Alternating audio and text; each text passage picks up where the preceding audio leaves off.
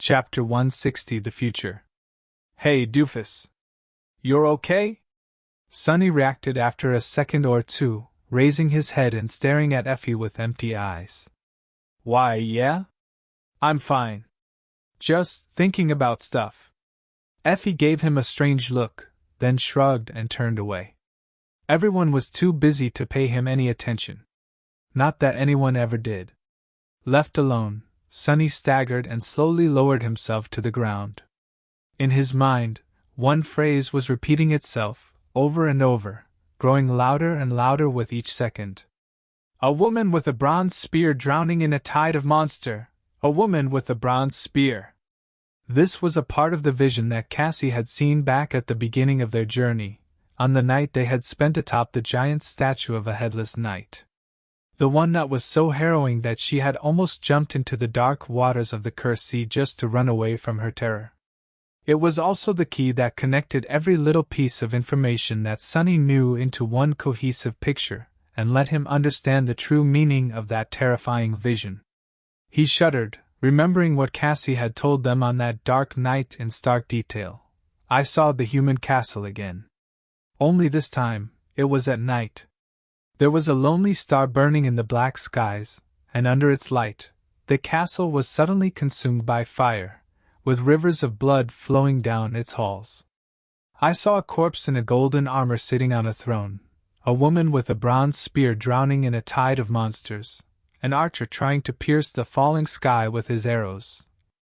All that time, Sonny was sure, for some reason, that Cassie saw the cataclysm that had devoured this land and turned it into a desolate hell, creating the Forgotten Shore.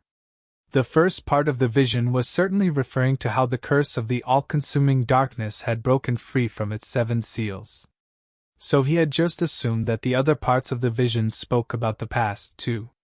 But Effie's spear gave him an epiphany, a terrible revelation that he had been wrong all this time. That the apocalyptic images Cassie had described were not of the past, but of the future. Their future. Trembling, Sonny raised his head and glanced at Nephis, who was using her powers to heal the wounded hunters, her ivory face contorted in a painful grimace. His eyes were wide and full of disbelief. It was all so clear. She was the lonely star that burned in the dark skies above the bright castle, bringing with it fire and rivers of blood. After all, her name was Changing Star. Or, depending on the runes used to write it, Star of Misfortune. The Star of Ruin. Sonny spent so much time fearing what Gunlog was going to do with Nephis, but he should have been scared of what she was going to do to him, instead. A corpse in a golden armor sitting on a throne. Why hadn't he realized the truth after seeing the Bright Lord for the first time? It was him. Gunlog was the corpse in Cassie's vision. Effie was the woman drowning in the sea of monsters. The archer, Sonny didn't know yet, but he was sure that they would meet soon. Maybe only to die together.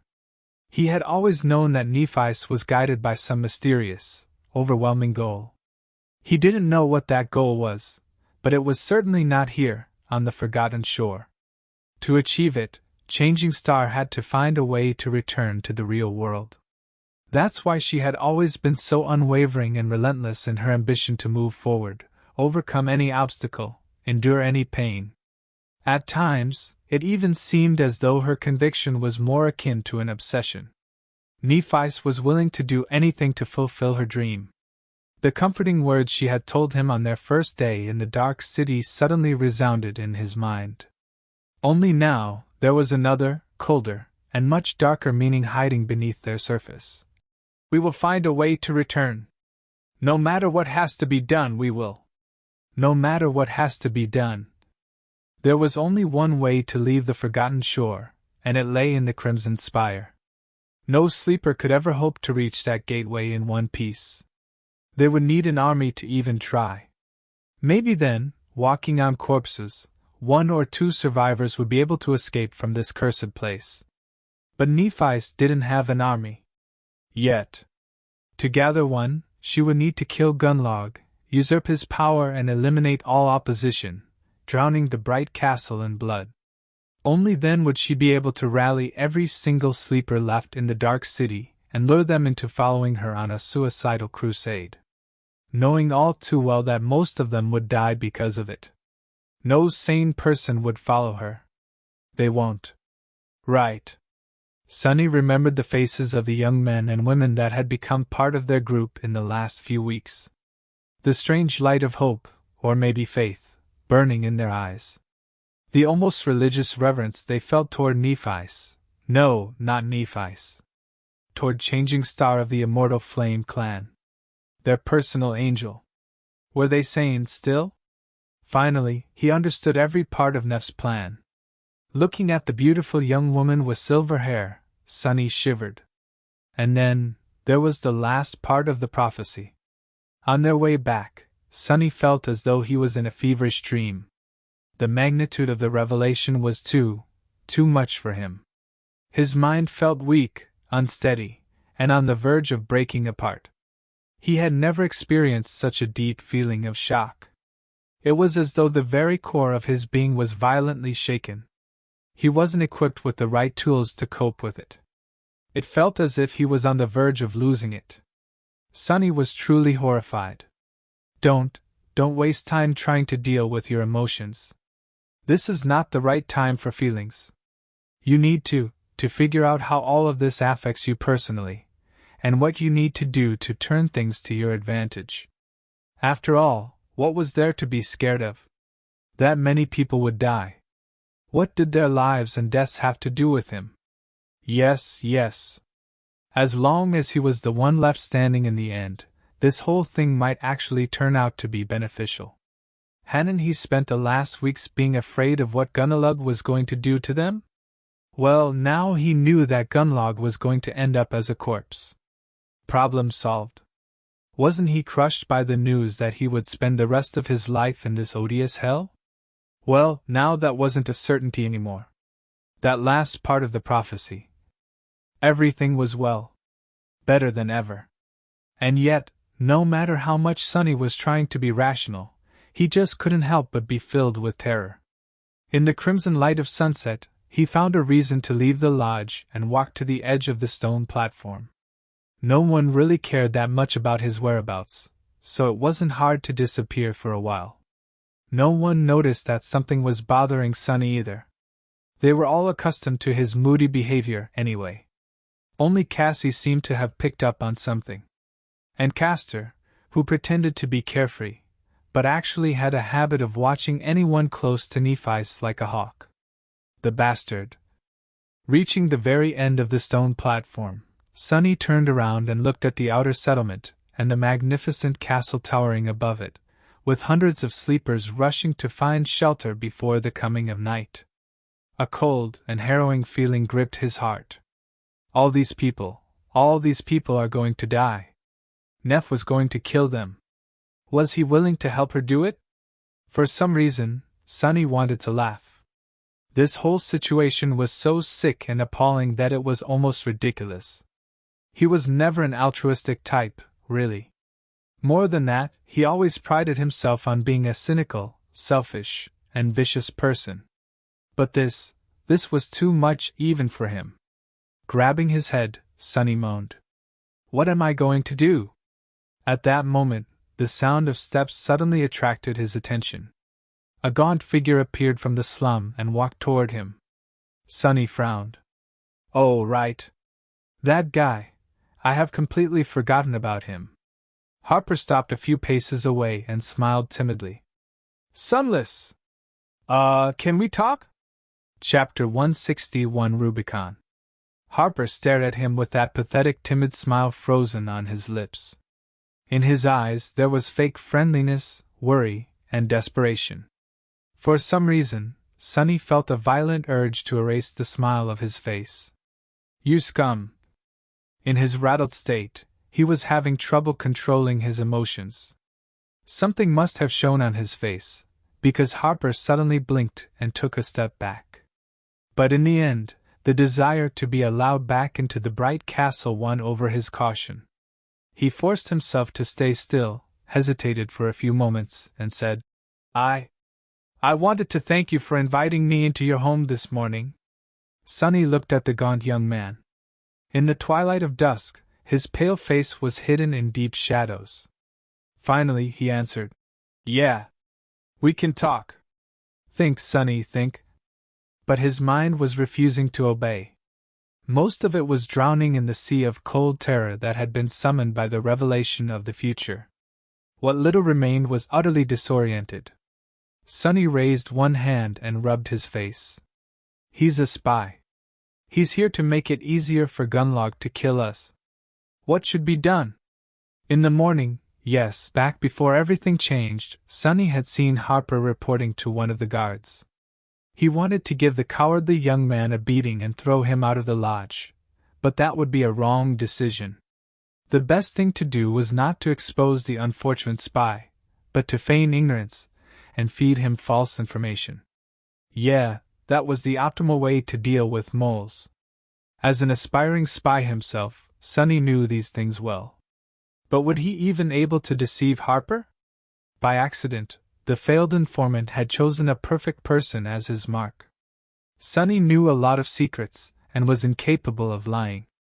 But he was also a master of deception. So, Sunless?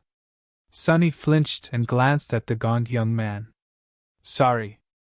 I'm a bit out of sorts after today's hunt. You wanted to talk?" Reassured, Harper smiled again. "You see, I wanted to thank you for everything that you had done for me, and for all the people here in the settlement. When I left the castle, I brought a very special item with me. I thought of sharing it with you." Sonny frowned. "A special item?" "I should see what his plan is exactly, feed him a couple of little truths along with the lies, and then report to Neff in the morning."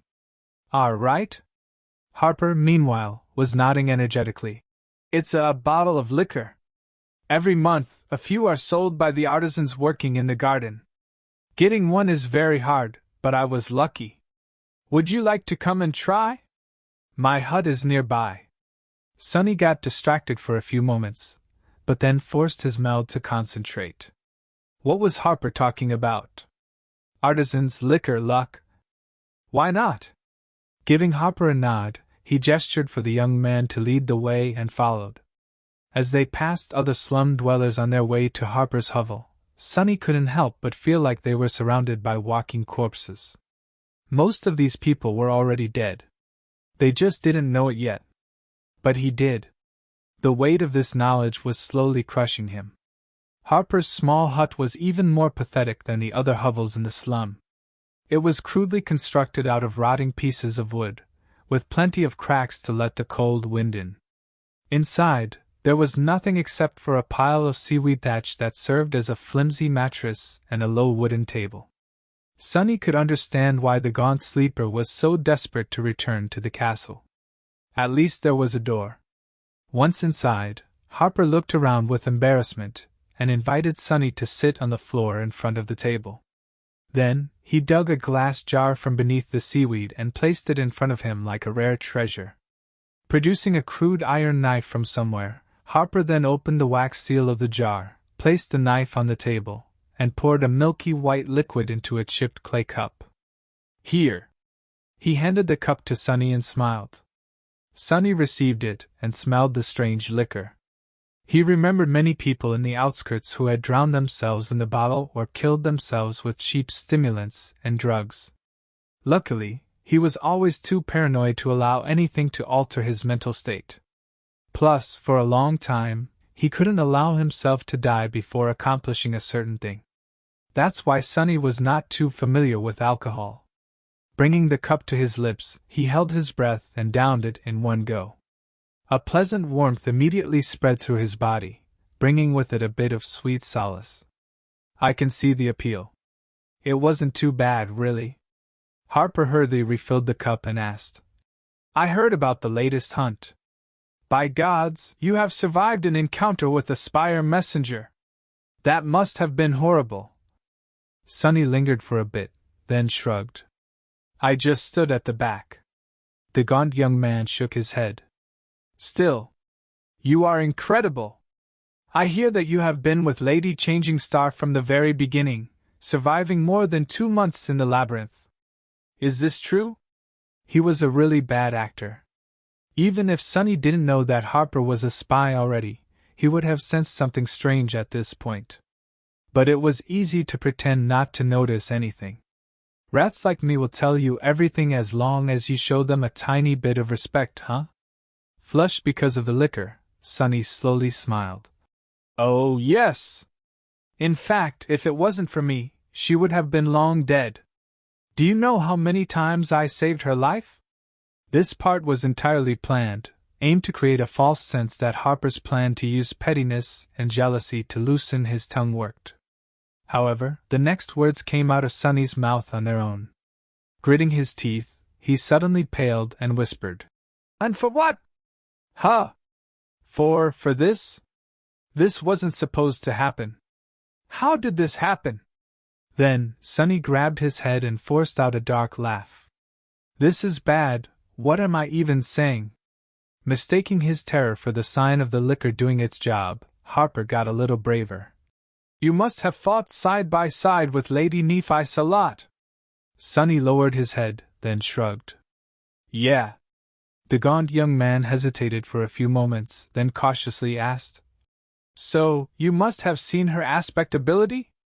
Learn your enemy's ability, learn their flaw, learn their vices. That's how you kill them. Staring at Harper, Sonny suddenly remembered his first battle after meeting Nephice. Back then, she asked him if he had ever dissected a dead carapace scavenger to learn its weaknesses. That's what the cowardly sleeper was doing right now. Dissecting them. Even though they weren't dead, yet. "Sure. It can be used to heal." Harper's eyes gleamed. "So she's a healer?" "Of course. Such an ability suits Lady Changing Star very well. Everyone knows that she's an angel." Good. His first goal was achieved. Sonny had successfully created a misunderstanding, leading Harper to believe that Neff's aspect was limited to healing. There had to be other spies in the slum, of course. With them collaborating on that statement by recounting how she had healed the wounded hunters today, Gunlog and his people would most likely believe that Changing Star had no offensive ability. Who would ever assume that her flames could both heal and destroy? Harper, meanwhile, was pouring more liquor into the cup. "By the way, I always wanted to ask. Do you know how Lady Nephice received her true name?" Maybe because of his terrible state of mind, or maybe because of the liquor, or maybe simply because of a momentary lapse of judgment, Sonny didn't think his next words through well enough before answering. "Probably the same way I did." Then he froze. Curse you. He was so preoccupied with creating a false image of Neff in Harper's mind that, for a second, he had forgotten to keep his own true identity a secret. Stupid! Stupid! Stupid! Not letting the panic show on his face, Sonny tried to salvage the situation by throwing his head back and laughing, creating an impression that his last statement was a joke. Luckily, Harper seemed to believe him. He laughed, too, and then glanced at Sonny with humorous sparks in his eyes. However, his next words sent Sonny into a cold embrace of horror. It was as though the gates of hell opened right beneath his feet. Wishing to play along, the gaunt young man grinned and said jokingly, "Oh, of course, Lord Sunless. What is your true name then?" Sonny stared at him, the smile frozen on his face. Think. How do you get out of this?" But there was no way out, at least none that he could see. He was caught. The familiar pressure appeared in his mind. Slowly, Sonny became deathly pale. Harper was still grinning, waiting for the answer. His face was gaunt, tired, and full of both fear and desperate hope. He was just a weak, pitiful kid, after all. The pressure was replaced by blinding pain, sending a tremble running through Sonny's body. Why did he have to ask that question? But it was too late. What happened couldn't be changed. Like a cornered beast, Sonny could think of only one thing. Harper finally sensed that something was wrong. His eyes widened. "Son, how to survive?" Just a second before the pain overwhelmed his limits and forced out an answer, Sonny suddenly leaned forward, picked up the crude iron knife and stabbed it through the poor young man's heart. Chapter 162 Lost from Light. Pushing the knife into Harper's weak body, Sonny lunged forward. The flimsy wooden table flew aside and shattered into splinters once it hit the wall.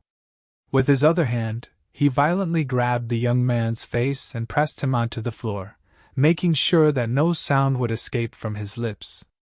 Harper's wide eyes were full of pain and terror, staring at Sonny with a silent but deafening question. Why? Feeling hot blood streaming down his hand, Sonny finally let the pain of the flaw overwhelm him. His whisper was hoarse and barely audible. Lost from light. I am. Lost from light. Harper's trembling fingers found his face and smeared it with blood, which then mixed with tears. He weakly tried to push Sonny away, but there was no strength in his arms anymore. Biting his lips hard enough to break the skin, Sonny held the gaunt young man down and twisted the knife, praying for all of this to be over soon. Don't look at me, please don't look at me. Finally, Harper's terrified, accusing eyes grew still and lightless. Sonny could feel the beating of his heart stop through the thin fabric of the young man's robe. Making sure that Harper was, indeed, dead, he finally let go of the knife and crawled away. Oh gods! As though summoned by these words, the voice of the spell whispered into his ear, You have slain Dreamer Harper. Your shadow grows stronger. Contorted in a painful spasm, Sonny bent over and violently threw up. Then he weakly fell on the floor and tried to wipe his face, only to realize that he was spreading blood all over it. I killed him. I just killed a real human. A strange stillness took hold of Sonny. Sitting on the cold stones, he stared at the corpse of the young man that he had just killed and struggled to form a cohesive thought. After a while, he finally succeeded. Too much. Oh, this is too much. All of this was too much for him. Why did he have to go through all of this?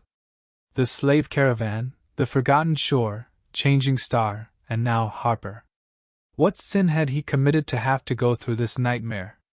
Was he actually already dead, and imprisoned in the depths of hell? Bullshit. He deserved it. Sonny gritted his teeth and forced himself to concentrate on that thought. Why do you even feel guilty? The bastard was going to sell you out to Gunlog. He knew that he was helping to kill you. And not just you alone. Neff, too. And Cassie. But no matter how hard he tried to convince himself that he had the right to kill Harper, deep down, he could not accept it. There were a million ways to deal with the timid, pitiful spy. No, there was another reason. Come on now, there's no one else here. Why don't you be honest with yourself for once? Just admit it. Don't you dare become a hypocrite. Sonny grimaced and ground his teeth against each other. Say it. Reluctantly, he opened his mouth and whispered. I killed him because I wanted to survive. I killed him because it was easy. And just like that, he suddenly felt better. What's the big deal? He was already a murderer anyway. He was planning to help Nephi's kill hundreds of people.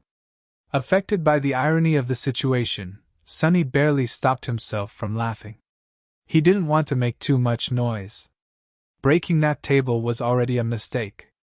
What if someone comes to check on the commotion? That would be bad. That would be embarrassing.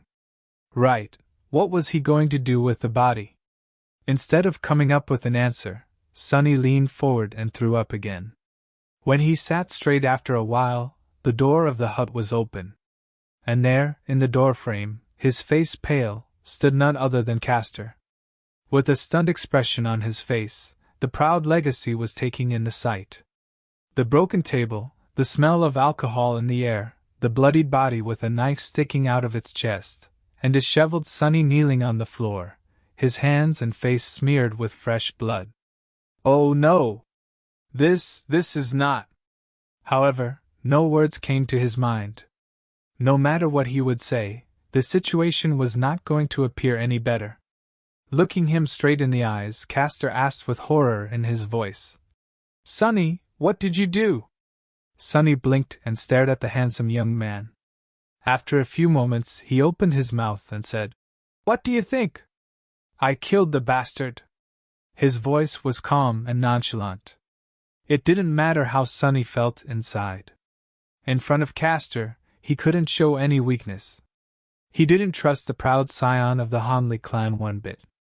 There had always been something off about him. So, if there was ever a time for acting, it was now. Especially because, unlike everyone else in the slum, Castor already knew that Sonny wasn't as useless as everyone believed. He had known it ever since that night when the three of them fought a devil together. Why did you kill him?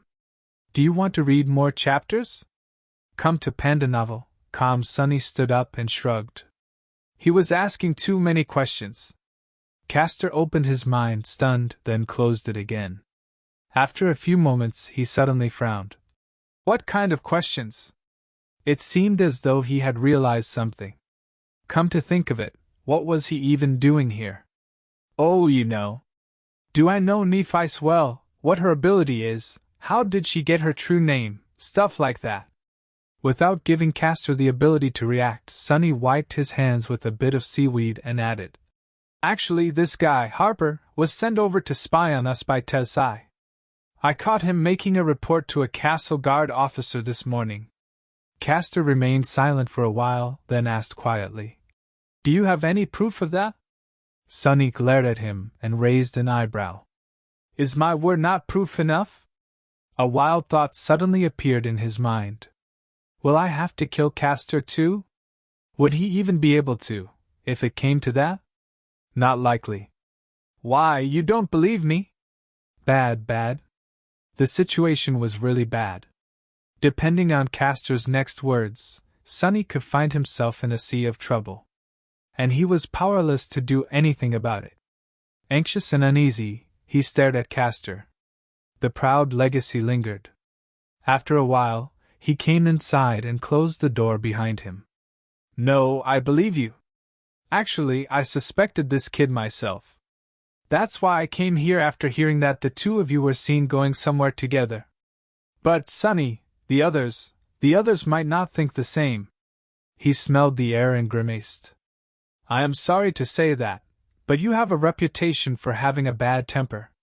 With alcohol added into the mix and no proof to connect Harper to the castle, you can see how this does not look good. That piece of crap.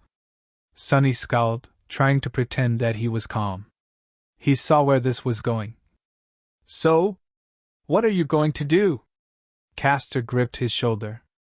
Then, in a serious and grave voice, he said, What else? I will help you conceal everything, of course. We are comrades, after all. But, Sonny, no one can ever know what you have done here.